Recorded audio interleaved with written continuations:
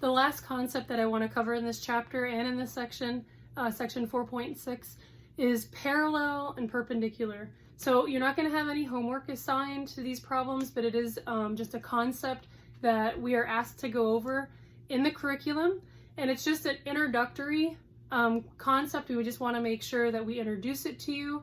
You'll probably be doing more with it either in intermediate or college algebra.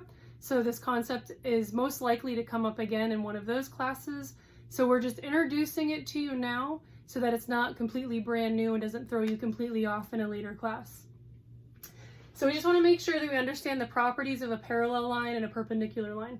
So a parallel line is going to have the same slope, okay? Because it has the same slope, the two lines will never intersect, okay? So for a parallel line, it will have to have the same slope, but a different y-intercept.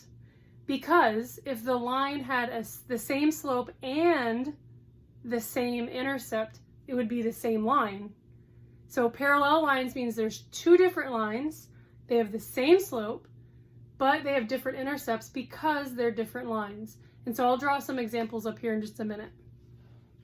Perpendicular lines are when we have a line and a line that is going to intersect it, but it intersects it at a 90-degree angle, which means that every other angle, if this line were to extend beyond, that all of these other angles would be 90 degrees as well. All right, so parallel means they never intersect. Perpendicular means they intersect at 90-degree angles. So how can we find slopes for perpendicular lines? Because we already know parallel lines have the same slope, so that'll be easy. And then intercepts, because what we want to try to do is create, using this example equation, find an equation for a parallel line and find an equation for a perpendicular line. All right, so this is our example line, y equals a -3/2 plus 1. So for our parallel, so I'm going to go ahead and just circle that in green. For a parallel, we already know that it's going to have the same slope. The only way two lines will never intersect is if they have the same slope. So we already know that the slope will be a -3/2. Bring down our x. But the only thing that it can't be for our intercept is +1. We can use any other number. It can be a decimal, it can be a fraction, it can be +1,000,000 or negative a Google. It doesn't even matter. So you can just pick any other number for your y-intercept.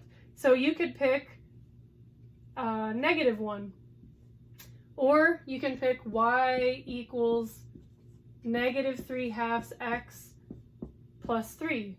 So whenever you're creating an equation that's parallel to your original equation, all you're doing is changing the y-intercept. So you're keeping the slope, but you're changing the y-intercept. All right, so let's look at our perpendicular line. So let me erase this real quick. And our perpendicular, we'll do an orange. So perpendicular, I'm going to start off with y equals. So the key to finding the perpendicular slope is to take the opposite reciprocal. So you're going to flip the fraction or flip the coefficient of x, and you're changing the sign. So the reason why we can do that is this slope right here, this one's going down, right? So as you read the graph from left to right, the slope is going down. But the perpendicular line to that is going to have to be going up. So therefore, we're going to have to change the sign of this slope and take the reciprocal. So this is a -3/2. So the perpendicular slope would be a +2/3. So we took that negative and made it a positive, and we have the 3 that's on top is on the bottom, and the 2 that's on the bottom is on top. So just remember, with your perpendicular slopes, it's the opposite reciprocal. You're changing the sign and flipping. Now we can bring down the x, and if you want, excuse me, you can pick any y-intercept that you want. So you can keep it the same, or you can pick any other one. So the slope is what you're looking at for a perpendicular line. For a parallel line, you're changing the y-intercept. So again, this is just a brief discussion of finding equations that are parallel or perpendicular to a given equation. So again, no homework is going to be assigned on this concept, just a video to kind of introduce it to you, so it's not all brand new in a later class.